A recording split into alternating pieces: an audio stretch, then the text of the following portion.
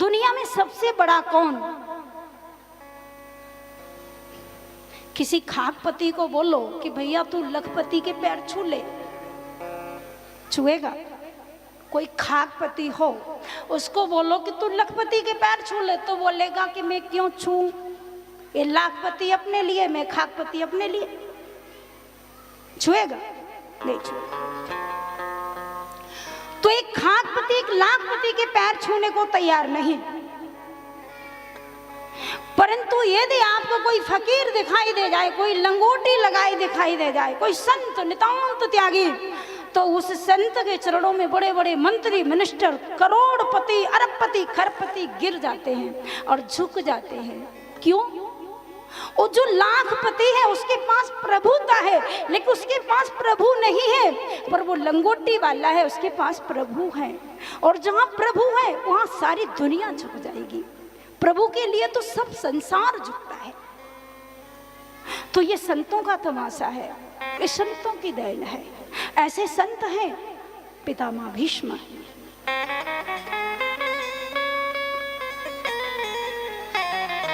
समय तो पूरा हो गया,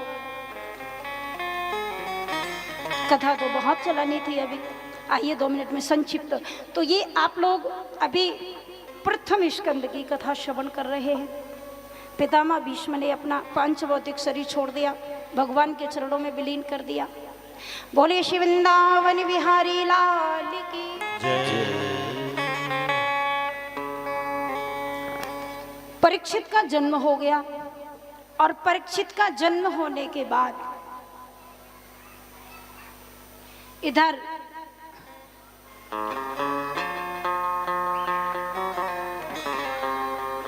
भगवान ने परीक्षित को आशीर्वाद दे दिया, द्वारका चले गए। भगवान को लगा सारी माया, सारी लीला को खत्म करके मैं अपने गोलोक धाम जाऊं, तो कृष्ण भगवान भी गोलोक धाम चले गए। कृष्ण के जाने के बाद पांडव तो बिल्कुल कमजोर हो गए, हम लोग कैसे रहेंगे? पांडवों ने भी शरीर छोड़ दिया, परीक्षित को राजा बना दिया। परीक्षित राजगद्दी पर बैठ गए, और एक दिन परीक्षित जी महाराज बड़ा सुंदर, एक दिन परीक्षित चले शिकार करने के लिए, वन में गए, और वहां उन्होंने देखा कलयुग का दर्शन किया। ये कथा आप सभी लोग जानते हैं, रोज ही सुनाई जाती है। जहां पर पृथ्वी माता गाय का रूप धारण करके आई थी, और धर्म देवता साक्षात बैल के रूप में आए थे। कसाई के रूप में कलयुग था, गाय को मारता हुआ कलयुग जा रहा है। तो वहां पर किम छत्र बंधून कलिनोपशिष्टानि राष्ट्राणि वा तैरव रोपितानि इतस्ततो दासनपान वासः नानव्य वायोन्मुख जीवलोकम। परीक्षित जी ने जब व्यथा पूछी तो गाय के रूप में पृथ्वी देवी ने बता दिया कि मैं पृथ्वी देवी हूँ, मेरे ऊपर इतना अनाचार, भ्रष्टाचार, अत्याचार हो गया है, मेरे ऊपर बड़ा वजन है, बड़ा भार है। ये काला काला पुरुष कौन है? बोले ये कलियुग है। और ये जो बैल का दर्शन किया तो 3 पैर ठीक थे, 1 पैर ठीक था और 3 पैर टूटे हुए थे। ध्यान देना। तो जो धर्म है ना, धर्म के 4 चरण होते हैं, सत्य, दया, तप, पवित्रता। कली के आते आते धर्म के 3 चरण खत्म हो गए। यहां पर परीक्षित को लगा तो कलयुग को दंड देने के लिए धनुष पर बाण चढ़ा लिया, मारने को तैयार हुए। कलयुग शरण में आ गया। त्राहिमाम त्राहिमाम त्राहिमाम। राजा परीक्षित ने उसको क्षमा कर दिया और उसको 4 स्थान दे दिए रहने के लिए। दूतपानम त्रियासूना यत्र धर्मस्य चतुर्वेदा। 4 स्थान दिए। कलयुग को रहने के लिए जाओ, जो लोग शराब पीते हैं वहाँ तुम्हारा वास होगा, जो लोग जुआ खेलते हैं वहाँ तुम्हारा वास होगा, जो लोग पराई बहन बेटी को बुरी नज़र से देखते हैं वहाँ तुम्हारा वास होगा, और जो लोग, कितने स्थान दिए? दूध पानम, जुआ जहाँ खेला जाएगा वहाँ कली का वास होगा। पानम, शराब जो लोग पिएंगे वहाँ कली का वास होगा। और एक, जहाँ पर पराई बहन बेटी को बुरी दृष्टि से लोग देखते हैं वहाँ तुम्हारा वास होगा, और जो लोग हिंसा करते हैं वहाँ तुम्हारा वास होगा। कली चरणों में गिर गया। कलयुग ने कहा, हे राजा, तुम्हारा राज्य तो इतना अच्छा है, तुम्हारी प्रजा भी बहुत अच्छी है, यहाँ तो ऐसा कोई भी नहीं है, आपने तो मुझे बहुत बुरे स्थान दिए, एक स्थान तो कम से कम अच्छा दे दो। पता नहीं क्या मूड बना परीक्षित का। उन्होंने कह दिया, जाओ तुम्हारा सोने में स्थान होगा, सोने में रहोगे। तो बताते हैं कि वो मुकुट में बैठा था कलियुग, जो परीक्षित जी ने लगाया मुकुट, उसमें कली बैठा था।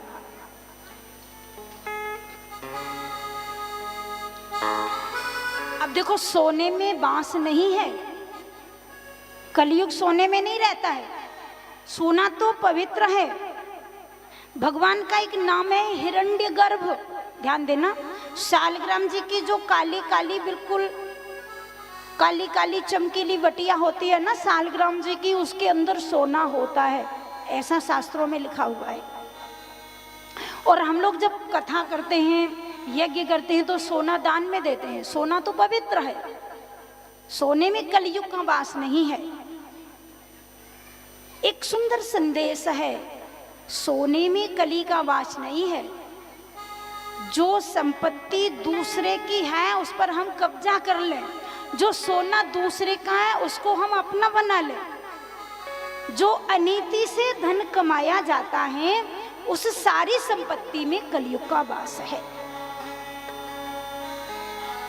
हमारे पैसे में कलयुग का वास नहीं, परंतु जो हमने दूसरे का ले रखा है, जिसका हमने झपट लिया, छीन लिया, लूट लिया, मार दिया, उसमें तो कलयुग ही मिलेगा, और कौन मिलेगा। लेकिन ऐसा धन ज्यादा दिन तक नहीं चलता।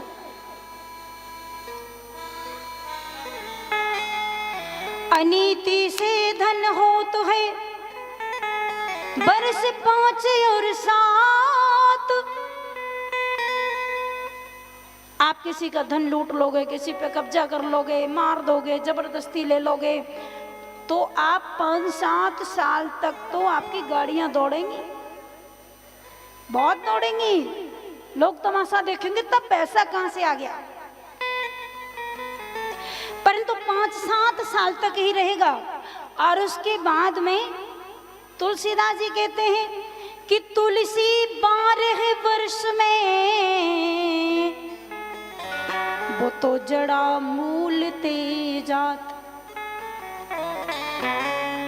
12 वर्ष तक, 5-7 साल तक तो ठीक रहेगा, भरा भरा, परंतु 12 वर्ष में जो तुम्हारा है उसको भी लेके चला जाएगा।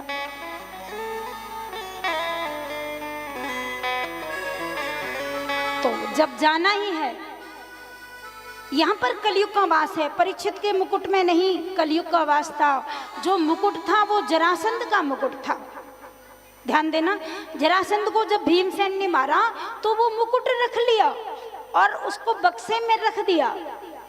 कृष्ण भगवान ने बार बार समझाया भीमसेन को, ये दे दो, बाप के मरने के बाद पुत्र का अधिकार है मुकुट पर, परंतु भीम ने नहीं दिया। बोले तुम भी जब देखो तो धर्म की ही बात करते रहते हो।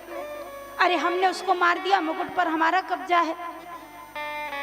तो भीमसेन ने सोचा ये रोज रोज तो रहते नहीं है, कहीं बाहर चले जाएंगे, द्वारिका वारिका तो मैं लगा लूंगा।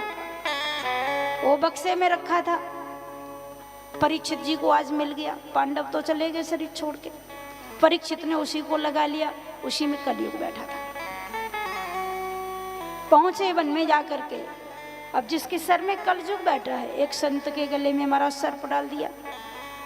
प्यास लगी और संत को कहा अरे तुम पानी पिलाओ, पानी पिलाओ। और जब संत ने नहीं सुना तो बोले ढोंगी बाबा कैसे बैठा है, परीक्षा लूं इसकी, भजन करना कि आंख मूंद के वैसे ही बैठा है। मरा हुआ सर्प पड़ा, बाण की नोक से डाल दिया गले में। और जब डाल दिया, संत दो संत उनके बेटा ने श्राप दे दिया, ऋषि श्रृंग ने।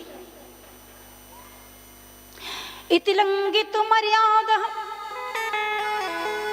तच्छकः सप्तमे हनि दक्ष्यति स्म कुलांगारं चोदितो मे तद्रुहम्। ऋषि श्रृंग ने श्राप दिया 7वें दिन, अरे परीक्षित, तूने मेरे पिता का अपमान किया है, मैं तुझे श्राप देता हूं, आज से 7वें दिन तुझे तक्षक नाग डस लेगा, तेरी मृत्यु हो जाएगी।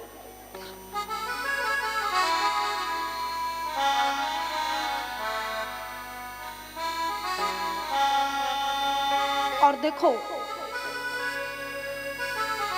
दिन तो 7 ही होते हैं, हम सबको भी 7 ही दिन में जाना है। 8वां दिन नहीं मिलेगा, है ही नहीं, मिलेगा कहां से। अब 7 दिन में कौन सा आपको ठीक लगता है वो ही अपना ले लो, वो भी नहीं चलेगा, वो तो ठाकुर जी की कृपा से ही तय हो गया होगा कौन से दिन जाना है।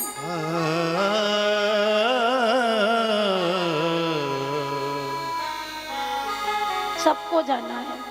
मत कर तू अभिमान रे बंदे, झूठी तेरी शान रे।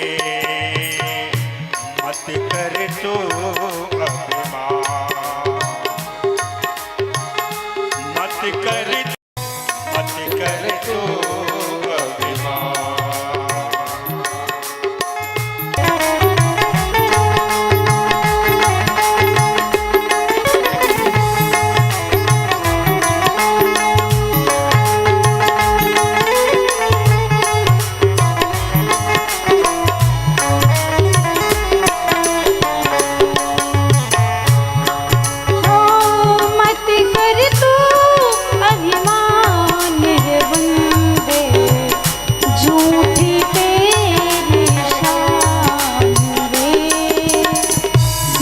कर तू अभिमान,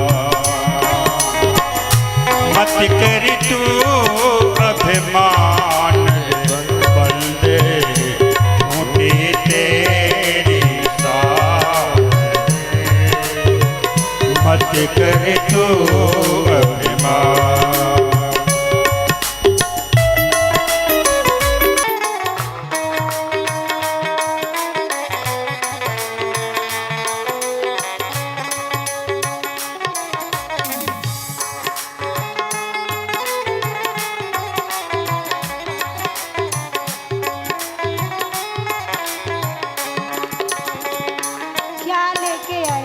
तेरे जैसे लाखों आए, तेरे जैसे लाखों आए, लाखों ऐसे माटी में समाए, लाखों ऐसे माटी में समाए।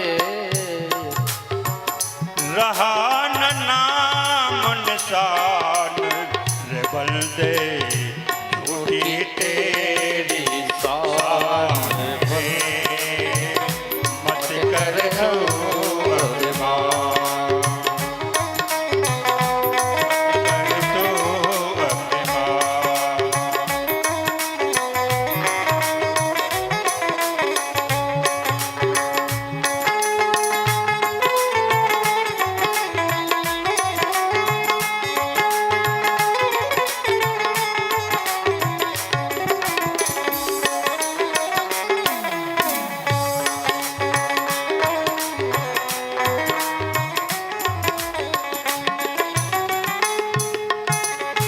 माया का अंधकार निराला, माया का अंधकार निराला। बाहर उजेला अंदर काला, बाहर उजेला अंदर काला। इसको तू पहचान रे बंदे,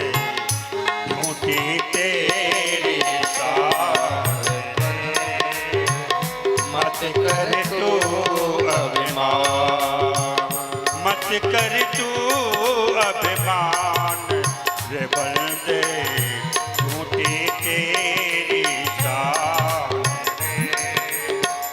मत कर तू अभिमान।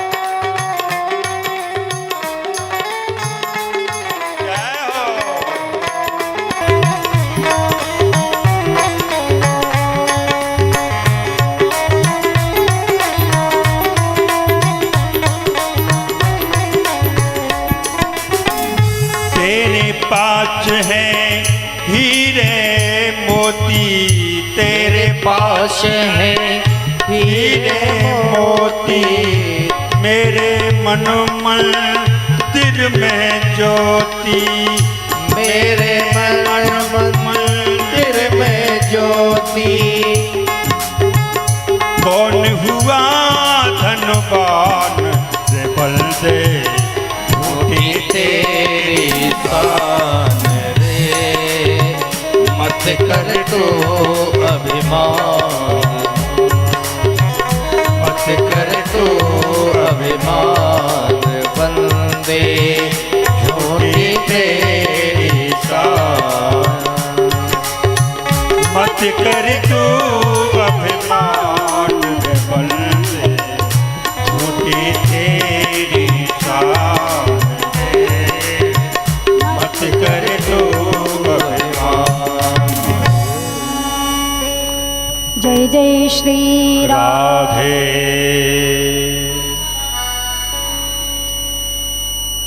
तोड़ना है, पता चल गया कि मुझे 7वें दिन मरना है। छोड़ दिया सब। अद्यैव राज्यम बलिमृत कोशम प्रकोपित ब्रह्म कुलानलो में दायित्व भद्रस्य पुनर्न में भूत पापी सीधीर द्वज देव गोभ्या। परीक्षित बड़े प्रसन्न हुए, मुझे 7वें दिन मरना है। घबराए नहीं। परीक्षित जी ने सोचा कम से कम मुझे पता तो चल गया कि 7वें दिन मुझे मरना है, तो 7 दिन तक तो जिंदा रहना है। और हमें आपको तो 2 मिनट का भी पता नहीं। बाहरी राजा परीक्षित बड़े सुंदर राजा थे। परीक्षित ने सब छोड़ दिया। एक बात कहूं,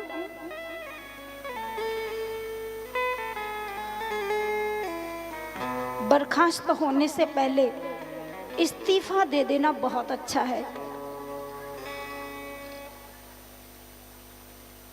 मृत्यु आएगी, कब आएगी?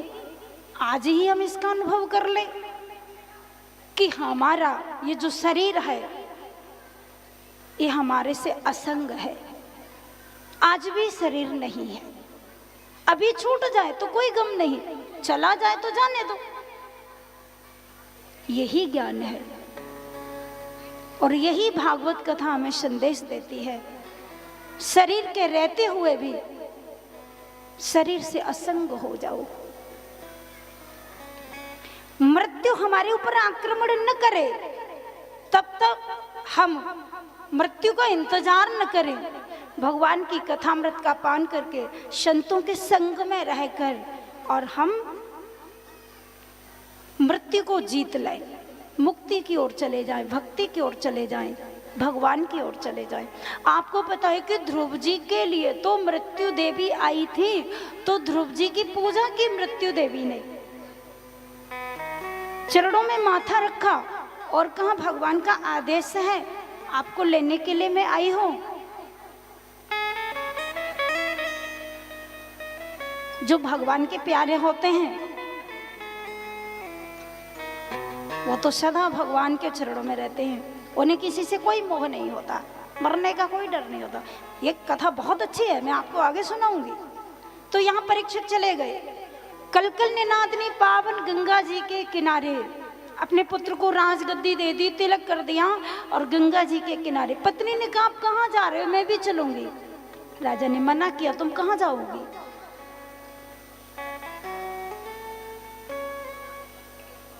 छोड़ दिया। शुक्रताल, मुजफ्फरनगर में शुक्रताल पर जहां श्री सुखदेव भगवान ने राजा परीक्षित को कथा सुनाई है, वहां पर जाकर परीक्षित ने बड़ा सुंदर आसन लगा करके भगवती माँ गंगा की गोद में जाकर स्नान किया और स्नान करके माता से आशीर्वाद लिया और वहाँ आसन सुंदर लगा करके भगवान का चिंतन किया। वहाँ हजारों ऋषि मुनि आए परीक्षित का दर्शन करने के लिए। परीक्षित को देखने के लिए ऋषि मुनियों की भीड़ लगी।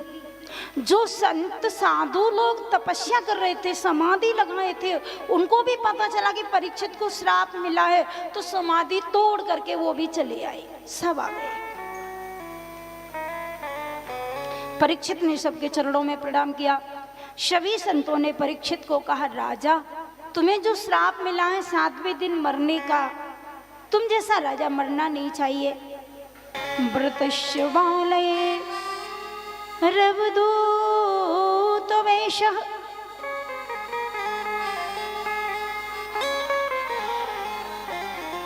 श्री सुखदेव भगवान पधारे।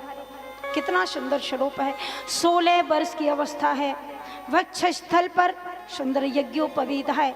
भाल में तिलक है, घुंघराले बाल हैं, विशाल नेत्र हैं, श्याम वर्ण है। ध्यान देना। और कुछ भी नहीं है, नितांत त्यागी। एक लंगोटी, वो भी कपड़े की नहीं, केला के पत्ते की लंगोटी। ऐसे सुखदेव जी पधारे।